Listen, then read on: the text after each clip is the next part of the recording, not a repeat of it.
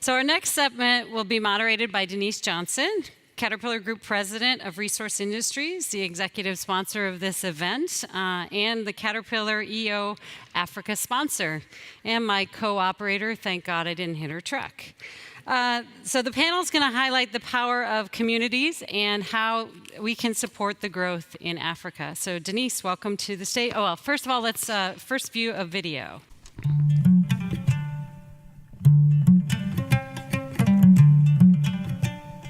African girls have dreams. African girls have goals. African girls are Africa's future. But those dreams and goals for the future collide with history, a rigid culture of patriarchy that imposes limits on what a girl can do.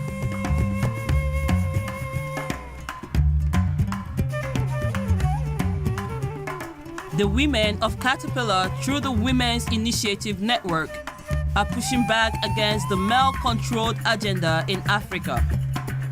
Our dealer, J.A. Delmas, has launched a school tour program. West African women employees are challenging the suffocating beliefs forced on girls and exposing them to career paths at Caterpillar.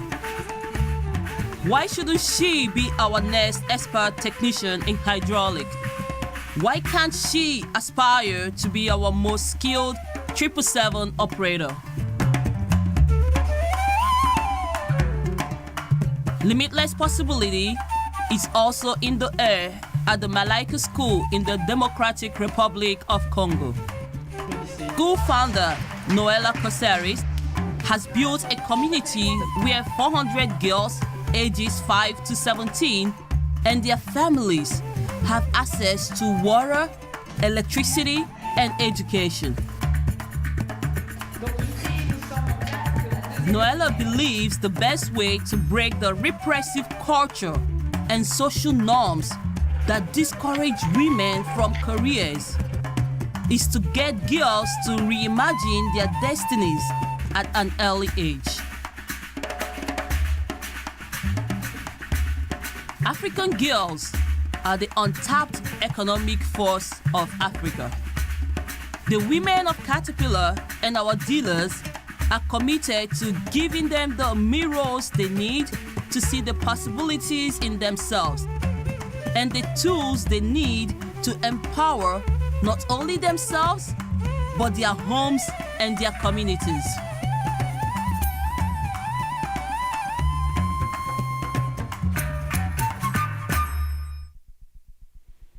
Please welcome to the stage Denise Johnson.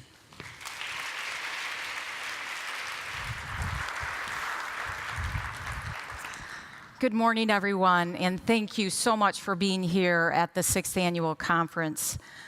I am really proud and pleased to introduce 3 outstanding females who are really making a change in the continent of Africa.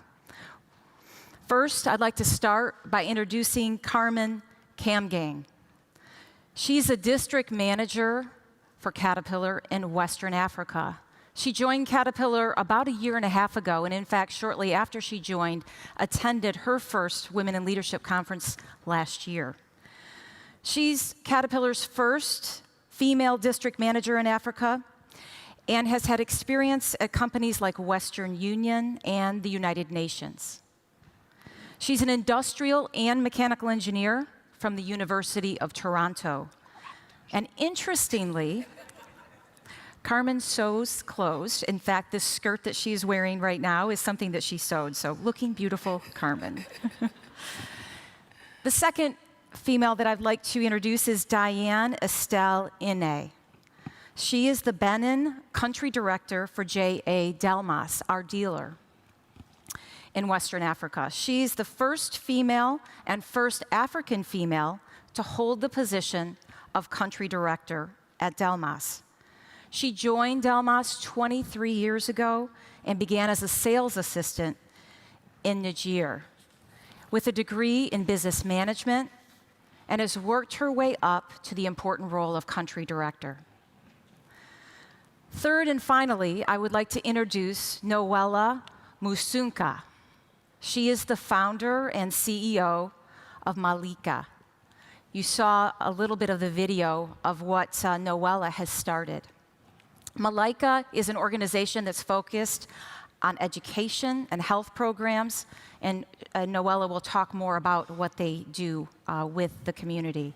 She has a degree in business management, but what's really interesting about Noella is that she, previous to doing what she's doing today, was a high fashion model, gracing the pages of Vogue, Elle, and Vanity Fair. But her heart and really her generous spirit was always in Africa, so she returned to Africa, where she is a powerful force for changing lives in the Democratic Republic of Congo. So thank you, ladies, for joining us here today. Thank you, Denise.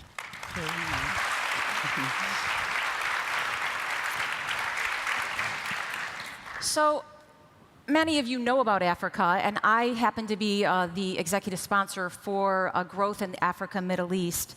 And it really is a continent and area of the world that has a lot of diversity. So before we get started, I'd like to just share a couple of interesting facts with you that I think you'll find really amazing.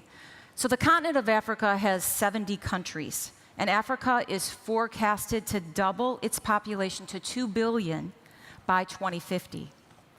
The landmass of Africa is as big as China, the US, India, and Europe combined. Today, nearly 50% of Africans are under the age of 15. As a result, by 2040, Africa is expected to have the world's largest labor force, ahead of India and China. As a result, investment in education and in training is essential to really building an educated and skilled workforce for the future, and really to encourage innovation. So the three women here with me today experience every day the challenges and the opportunities in Africa. So thank you all for being here. Thank you. Thank you, Denise. Thank you. So I'd like to ask you a few questions, and Carmen, why don't we start with you? One of the things that we've been focused on as a company is to really grow local leaders. And so give us some background on why you are passionate about developing a pipeline of talent in Africa and what that means to you. First of all, thank you for the opportunity. As you mentioned, it was my second time, and I'm very happy that we can have Africa on the panel this year. And just to share a little bit about my story is, you just watched the video, and as opposed to those girls, I was more privileged and more fortunate growing up. I grew up in a family. My father was the first heat and coal engineer in Cameroon. My mom was working for the airline industry. I was what is considered, somebody that's growing in a privileged family. Only girl of 4 brothers. I was 14 years old when one day I was fighting with my brother, and my father walks in the room. Just to say, I always had very good grades, access to the best schools. So my father walks in the room and he tells me, Carmen, you have no room in this house. You finish your school and you will be somebody's wife. So you cannot kick your brother out of the room. So I think that moment pretty much defined why I'm sitting here today and the reason why I'm here. I know that in an environment where opportunities are limitless, education itself is not education alone is not enough to make sure a child will be empowered or be able to prosper. So to me, that's what I understand today is that if we only give education to those girls, it's not going to be enough. I was fortunate because I was able to travel and be exposed to other opportunities, other type of initiative, anything that can allow me to develop myself. So now, a lot of them, they cannot. So within my role, with what we're doing in the West Africa district, and I think all the girls in the district, they understand that because they've gone through it, is really how do we bring those opportunities to those girls? Because some of them, they don't have, the only thing they'll have access to is probably social media, and which is not necessarily the best place where they can learn. So how is it that us, within our roles and capacities, we are able to bring those opportunities? So we leverage on our dealer network, being supported by the community such as the one Noella is building. So how can we go much faster in making sure that these girls can become full because we know after school when they go home, what they learn, what they're hearing is completely different from what we think we're giving them. So really, this is why it's close to my heart, and I'm thankful that the organization is actually giving me the tools so that we can do that. And I know back home, the girls, I mean, that's what everybody in the office is striving for, the girls and the guys in the office. No, I think it's so true that it does take more than education, and certainly we have to look for those opportunities.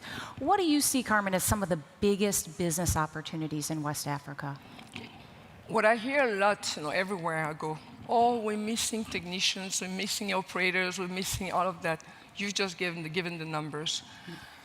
The talent we have, obviously, yes, in Africa, a mineral rich, but traditional, cultural, like, say, back way of thinking type of environment. We have those talented girls, those talented young people. So if we're missing all of this, what are we doing about it? At the end of the day, just to share an example, while I was in the Congo, one of our dealers telling us we don't have access to technicians. And I said, but you're driving past this school every single day, carrying all the materials that are coming out on that road. Have you ever stopped, opened the door of that school, and just ask, what is it that we can do by starting seeding, when we're talking about seeding, within those schools, working with our communities to develop programs. The NBA is there, the FIFA is there, why can't we also be there?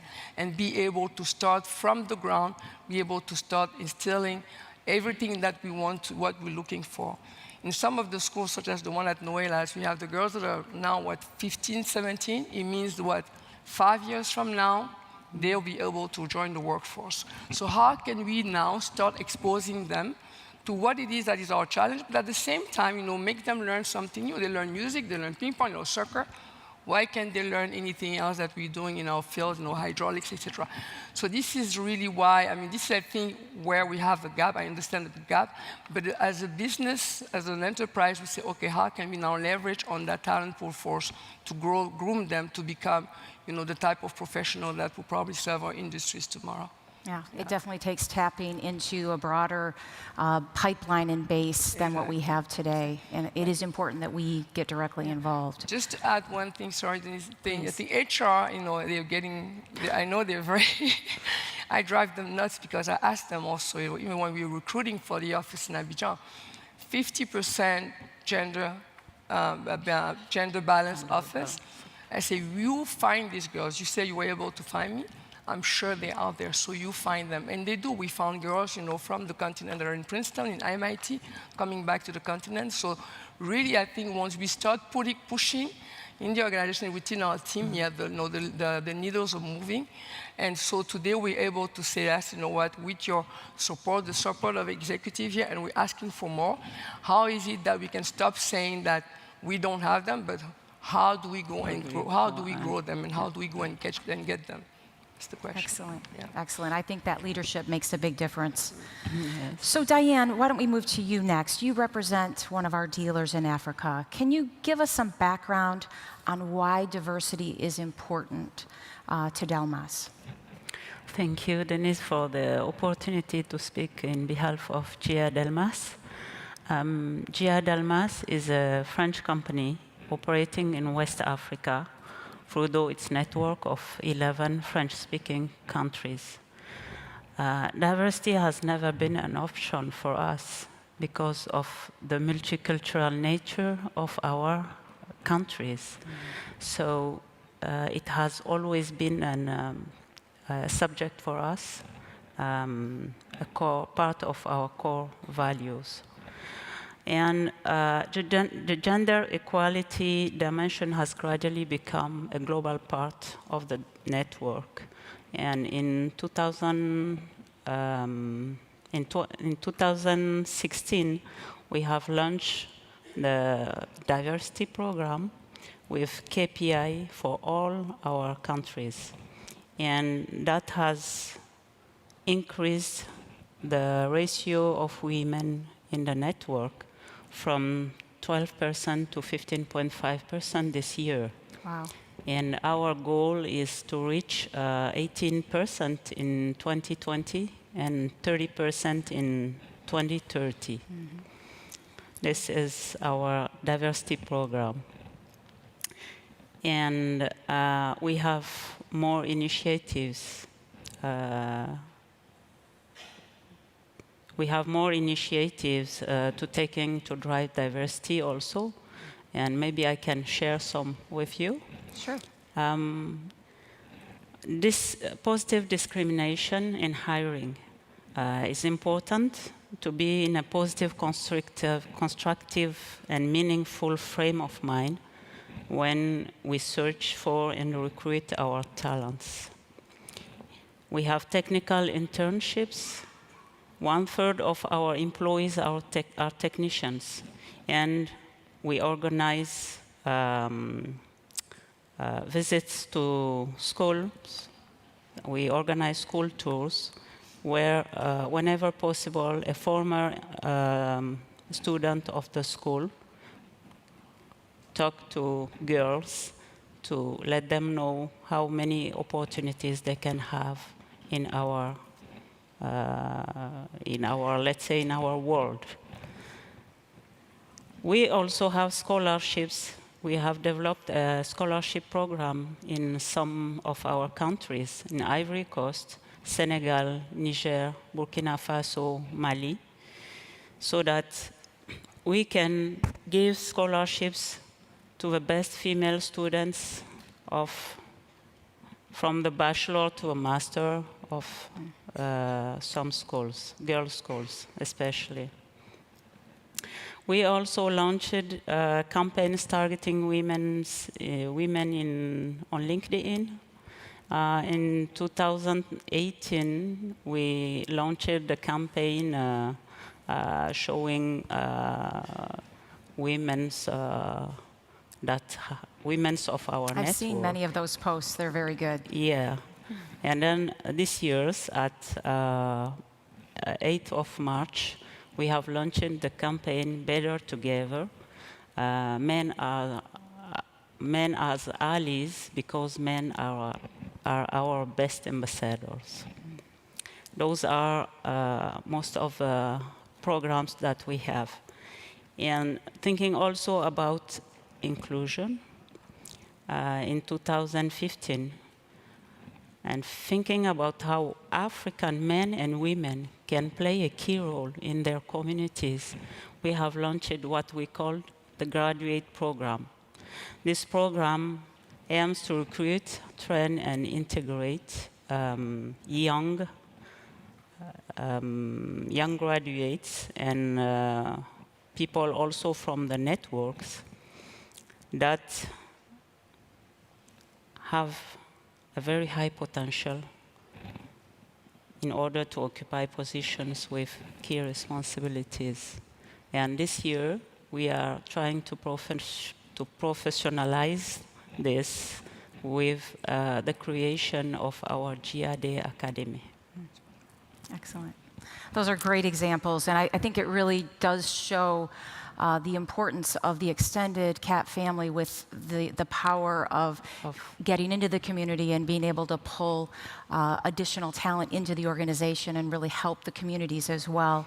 Which really takes us to Noella, because Noella, you have a powerful story, and you're from very humble beginnings. Can you share your story a little, why you're so passionate about helping the continent of Africa grow, especially after you really had an interesting, different life opportunity, and you were pulled back, probably from your heartstrings more than anything. So talk a little bit about your story.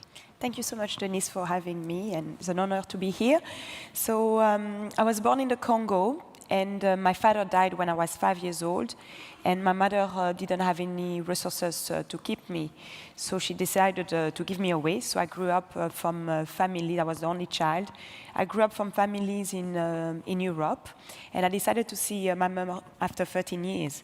And when I went in Congo, she got the wrong date when I arrived, so she wasn't at the airport, but I found a way back to find where she was.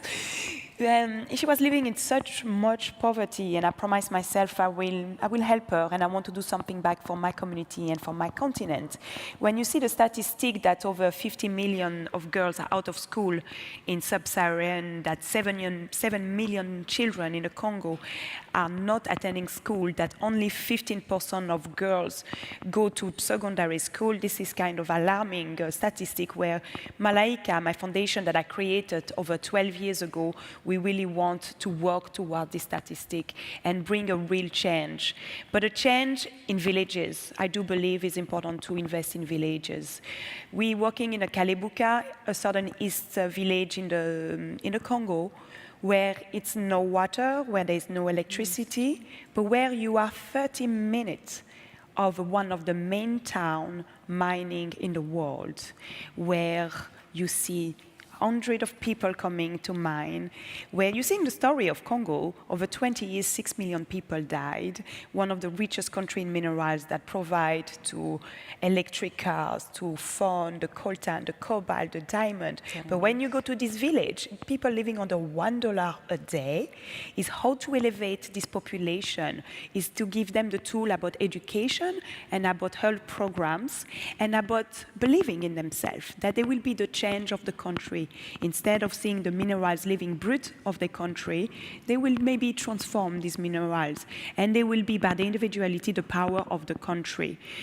We set up Malaika with only, before starting to build the school, we had to build a well in order to make the bricks.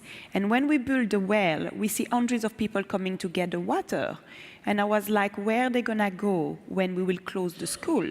So it's where we decided to build wells all around the village. And after 12 years, we have 17 wells that impact 30,000 people a year. We build the school. Every year, we have one more classroom. Our students, we started with 104 students. Now we have 340 students. They start at 5 years old, and they grow with us until 18 years old. And it's very amazing to see them growing and having the confidence. They come to a school, they never use any toilet. They never use a fork and a knife. They have 2 meals a day, 2 meals a week at their home. They sleep on the floor. So it was very important that we put a big emphasis in nutrition program, and we grow our own food that will go to the school canteen and not only feed the students, but feed the staff. So when a student, Beatrice, Frida, Angelina, Lauriane, they start with us 5 and now they are 12 years old, what they're studying, they cannot study only the Congolese curriculum. It's important to offer them a holistic program where they come to learn coding, where they come to learn English, where they have art, where they have music, where they have sport. I'm a mother of 2 children, and I wanted the same school where my kids go to have the same school for these girls because they deserve the best of what we can offer them. And the teachers are just amazing. They are passionate. A teacher salary in the Congo maybe is $40, $50, and out of school we pay them $250. But they feel that they can feed their own family, they can send their own children to school, and they come 100% committed to this student, because it's not about Noella or Malaika. It's about what they're bringing and the relationship what they have with the students. So Lauriane is one of the best students. She's doing a program where her math teachers, with a few students do a math program with an Harvard teacher, and they inviting her and Louise to come next summer for a summer camp in Harvard. So for me, it's like a dream that came true, that's to see the potential, the sparkling. But you cannot educate kids without the parents. So we, with FIFA, we built a community center where we teach the community, where we have more than 5,000 people a year coming there. All our programs are free at the school or at the community center.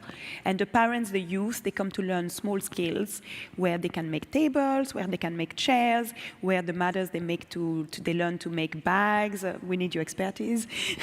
They make iPad covers, and they feel they make the uniform of the students, and all the youth come to learn to read, write.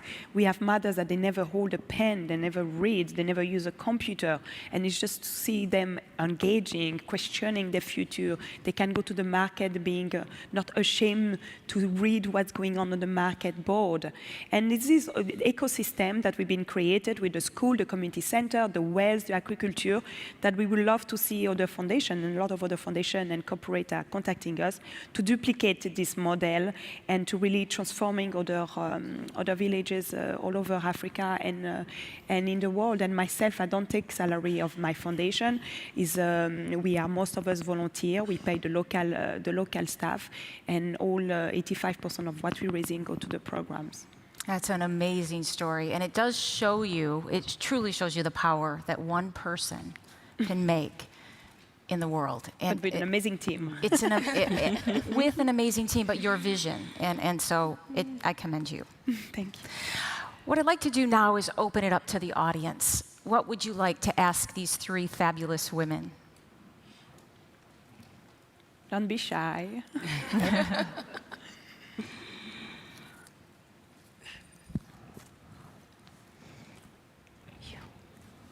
No questions. Okay, one's over here. What can this audience do or to help? I mean, money helps, but there's other things, and there's a lot of talent and resources here. So what could we do? It's talent. Like I said, this professor that do Skype session with a student that strengthening his STEM program. It's very easy skills. I'm giving my skills because I'm a very good fundraising and I'm putting the team together. But each one of you can give the time, Skype, what is your strength, and offering that to the school, but to the management too. Because Sarah, a country manager of the school, she speaks English, French, Swahili, but she constantly needs management skills, leadership, how she can manage a task, how she can transform a team. And it's that is important, is your talent, bringing it over there with the team, with the student, with the programs. We're not so good in IT, so we're trying now to put all our programs more technology-driven, but that's a big thing that we need to come up with. If I could add something to that, yesterday we were at the demonstration center, and seriously I had that moment where I was looking at, remember one of the presenters, he said, you know, you will see dirt, you touch dirt, you eat dirt. And I'm telling you, working with the dealer, the local dealer in the Congo, Noella asked them is, listen, you go through the school every single day. I would like some of your machines to be inside the school so they can show the girl how to use, how to fix, how to learn about, you know, all the technology that we do have on those machines. So that the dirt that they now eat or, you know, see in their villages is no longer the dirt of misery or poverty, but it's the dirt of progress, the same way we saw yesterday. So really that's why we're pushing, you know, leveraging on all the resources that we have internally, working with the dealers, working with the community. So how can we just have that leapfrog also? You know, what the type of technology that we have embarked today on our machines, how is it that we can expose those girls to it so that they can become the next employees of our organization or the next employees at the dealer? Next time it will be one girl working at Caterpillar. We have a lot of volunteers. Tomorrow I'm going to Congo, and we have more than 15 volunteers from all over the world, teachers, e-learner, and they all go, someone doing art, music, and there's a lot of parents calling me, I need to send you my teenager, come to the school, out of social media, they need to come to the village. And so it's great because we have also 15, 20 volunteers coming every year, and they like to teach sport, they like to teach IT, they like to teach different skills, and it's really, really important because the students feel related to them. But one thing we have, like we're saying with Carmen, in Africa, in Congo, when you want to look, it's important to invest them in the high-level education, but it's important to invest in technical school. When you're looking for a painter, a plumber, first of all, you don't find a lot of good them, and you will never see a woman. We want to see more women, African, being engineer, mechanician, all these kind of jobs, because a lot of African countries have so much minerals. Excellent. Any other questions from the audience? Hi, I'm Dima Khatib with Al Bahar, Dubai. Thank you very much. This is really inspiring in terms of hearing all the different stories. I'm just interested, Diane, a little bit more about the Better Together program. Can you give us a little bit more about what you've done there and some of the career development that you mentioned? Thank you. Okay, I will try. You know, I'm a French speaking, so it's not easy for me to be here. She's doing great. Thank you. The Better Together program is a program where our teams, how do you say, men were talking about how it's valuable to work with women and what women can bring in that is different when they are working with men. So we just let them speak, and they say so nice things about us. But you can see it on LinkedIn. It is interesting as you talk about diversity, the importance of having male allies. And, Yes. you know, as women standing up talking about the power of women, that it's powerful. But as a team, the It's a more that we team, can yeah. engage men in the process and helping with the effort, the more difference it makes. Do you agree with that, Diane? Yes. Yeah. Yes. One thing that we've done together in West Africa with Diane's team, and also Ingrid, who was supposed also to be here, is that first of all, we did the breakthrough leadership sessions. We did that with our dealer. That was a very interesting session in terms of they were not exposed to the kind of concept that we do have within our organization. Mm-hmm. That's number one. The other thing is that through the Women Initiative Network, I'm telling you, those girls, they're amazing. They go to schools with the dealer. For the past 4 months, they have been able to access 4,000 girls only in Abidjan. Only in Abidjan. Only in Abidjan. And this is working. So when we say Better Together campaign, so we're working with the dealer team, all together, going and talking in these schools and having the men from the dealer also being exposed. It's very interesting, the conversations that we have. Early today, somebody talked about creating a space where anybody can be, whoever you wanted. And it's very interesting because we have different perceptions. We have our team is very culturally mixed. We have people from Swiss, we have people from Norway, we have the locals. And women empowerment is not the same for the locals versus, the men. So when we say Better Together, it's really creating those environments where any person from any background can express themselves and be themselves. We have girls who are engineers and they tell you straight up, I don't mind being, a second or third wife. And that person is a Caterpillar or a dealer employee.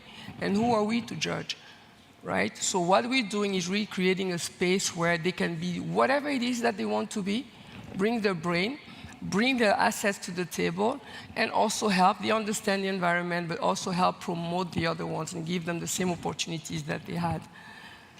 That's great. Thank you. I think we have time for 1 or 2 more questions. I'm Jenny Zhang, Shanghai District Manager from Caterpillar. And a question to Carmen. And you talk about the technician and operator programs. And what is the biggest challenge that you see if we want to get more female operators and female technicians? Is it from the female themselves? They don't know they can do that? Or is the employer themselves? Well, usually, I think it's part of my personality. I don't really see things as a challenge. I always see things as opportunity. You have to be very intentional about what you want to achieve. And when it comes to this, like I said, I'm an HR nightmare. I tell them, when we have a position and they say we can't find anybody, I say, I'm sure you can. You say you find me, you found Cheryl. You can find. So go out there and find them. I'm not going to have any numbers of resumes that are not 50 men, 50 female. And we do, but I say we really have to be intentional and pushy about it. That's number one. Number 2 is that we need to, personally, that's what we do humbly, is that we leverage on existing communities. There are a lot of initiatives that are already done locally by NGOs, by other organizations. So how do we leverage from that? We might not find the talent, but the question is, how do we grow the talent? And you have a green field, as we talked, we gave the numbers, we have a green field of young people who are just, hungry to learn and hungry to grow. So how is it that, we can design programs starting now that 5 years from now we're going to start harvesting from those? So intentionally, we do work with the Think Big program in the US, for example, trying to pull from what is done there and adapting it to the local organization. We cannot rely on governments. We are relying on private sector. We're relying on private people who are already doing something. So how can we now take the different tools that we have within the organization and twist them, adapt them, customize them to better serve? By the end of the day, that's what we're looking for. Yeah. So I'm going to take the opportunity to give each of you 30 seconds to tell us what is the one thing you would like this audience to remember about Africa. It says, I'll tell maybe for the other girls, there's a say that it takes a village to raise a child. Yes. But sometimes I also think, the theme of the conference, it takes a child to raise a village. And each and every one of you, within your respective capacities, I'm sure there's a difference that you can make by listening to these ladies and reaching out to them after and see, how is it that I can help? How is it that I can support? There we have the appetite, like I said, it's a green field. Any drop will fill the bucket. Diane? What I can say that we have a lot of young girls that needs to be supported by peers, by male champions, and then we have to break, the barriers, because most of them are thinking that they have nothing to do with technical world. I used to be one of them, so I think we need really role models, male champions to push. Very good. Noella, you have the final words. The final pressure on me. I think we always read in the news so much negativity about Africa, war, poverty, and I think we're representing the new lead generation of what we want to see as Africa. It's potential, it's empowerment, it's a new narrative story, it's girls, women, but we have to work with men. I have a boy and a girl, so my son is on me. He says, Mom, is boy and girl. And we're not at the stage of storyteller. I will say we are story makers. Yes. Excellent. Well, thank you. We really appreciate all you've done. Very amazing work. So thank you very much for being with us. Thank you, Denise.